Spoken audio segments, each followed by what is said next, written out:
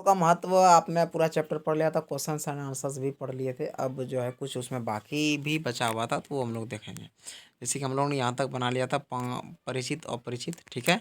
इसमें और लगा हुआ है परिचित के आगे, ठीक है। चलिए अब है जैसे 3 जग पानी 1 किलो चीनी, इस तरह से कुछ चीज़ें बोलते हैं तो उसी तरह से यहाँ आपको बनाना है। जैसे यहाँ लिखा है 3, ठीक है, क्या लिखा है 3, तो यहाँ खाली जगह में क्या बनाएगा, क्या होगा 3 प्याला खीर या 3 लीटर खीर, 3 कटोरी खीर या फिर 3 किलो खीर, क्या होगा आपको ये डालना है।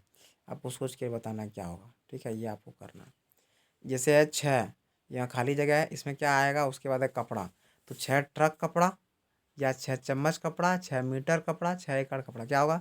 तो ऑब्वियसली इसका आंसर हो जाएगा 6 मीटर, ठीक है। इसका आंसर हो जाएगा 6 मीटर कपड़ा। कपड़ा को मीटर में नापते हैं। अब है 2 और उसके बाद है कॉफ़ी, बताओ तो क्या होगा, 2 लीटर कॉफ़ी, 2 चम्मच कॉफ़ी, क्या होगा, तो यहाँ हो जाएगा या फिर 2 प्याला कॉफ़ी। तो कॉफ़ी को आप चम्मच से नहीं नाप सकते, कॉफ़ी को आपको प्याले से नापना पड़ेगा, ठीक है। तो इसका आंसर हो जाएगा प्याला।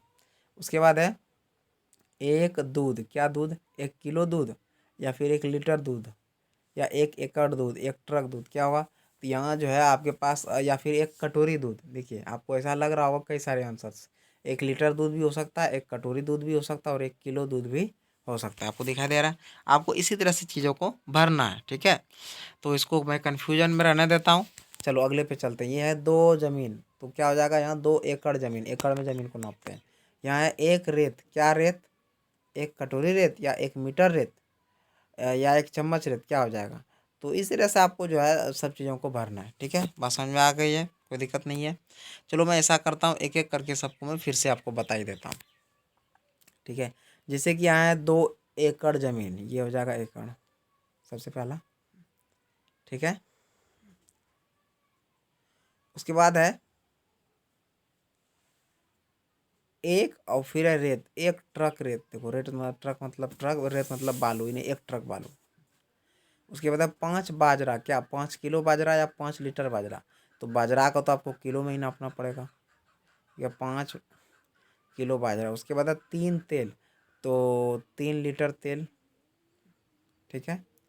उसके बाद है एक दूध, क्या दूध, 1 कटोरी दूध, देखो तो, है ना। उसके बाद है 2 कॉफ़ी, क्या, तो 2 प्याली कॉफ़ी, 2 प्याला कॉफ़ी। उसके बाद है 6 कपड़ा, तो 6 मीटर कपड़ा। और एक बच गया 3 खीर, यानी 3 चम्मच खीर, ठीक है। यहाँ तक आगे कुछ करने का कहता है, कुछ चीज़ें ऐसी है जो अब आउटडेटेड हो गई है, जो अब प्रयोग में नहीं है। जैसे कि पहले ना लिखा जाता था, और लिखा जाता था इस तरह से, पहले इस तरह से और लिखा जाता था। 1 मिनट, गलती हो गई, इस तरह से और लिखा जाता था, ठीक है। आज भी जो मेरा सर्टिफिकेट है उसमें जो है ओ इस तरह से यूज़ किया गया है। लेकिन अब जो है ओ को किस तरह से लिखते हैं, तो ऐसे लिखते हैं, समझ रहे हो। तो कुछ चीज़ें चेंज हुई है। या फिर एक और अक्षर की मैं बात करूँ तो झ पहले लिखा जाता था इस तरह से, ये हो गया झ, लेकिन अब ये चेंज हो गया, आउटडेटेड हो गया। अब झ को इस तरह से लिखा जाता था।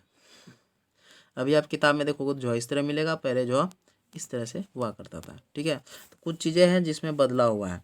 तो कह रहा है आप खोजिए कि कौन सी चीज़ें बदलाव हुई है जो अब प्रयोग में नहीं है और जो अब नए आ गए हैं। आपको ऐसे खोज के लिखना है, बातचीत करना है, अपने गार्जियन से पूछिए, सर से पूछिए, कहीं से भी आप पता कीजिए। इससे क्या होगा, आपके पता करने का आपका दायरा भी बढ़ेगा, आपकी सोच भी बढ़ेगी, ठीक है। उसके बाद लिखित और मौखिक भाषा में ना कुछ लाभ और कुछ हानि है, कुछ फायदा कुछ नुकसान है, इसके बारे में आपको लिखना है। ये यानी कि लिखित भाषा का क्या लाभ है, क्या नुकसान है, मौखिक भाषा का क्या लाभ है, क्या नुकसान है, क्या हानि है। तो अगर हल्का सा बात करूँ, थोड़ा सा बता दूँ, तो लिखित और मौखिक में सबसे पहला नुकसान ये है कि लिखित भाषा में कभी भी सामने वाला उस ज्ञान को हासिल कर सकता है, ठीक है। और मौखिक भाषा में क्या है कि जो बोलने वाला और जो सुनने वाला दोनों को एक टाइम पर रहना ही पड़ेगा, ठीक है।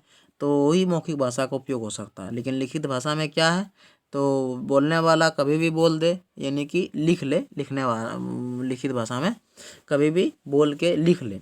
और फिर सुनने वाला यानी कि पढ़ने वाला वो कभी भी पढ़ सकता है कि लिखा हुआ जब पेज पर है। ये हो गया आपका लिखित और मौखिक का पहला। और दूसरा क्या है लिखित मौखिक का, तो लिखित में जो है ना टाइम लगता है, मौखिक में कम टाइम लगता है, आप आसानी से बोल दोगे धड़ल्ले से।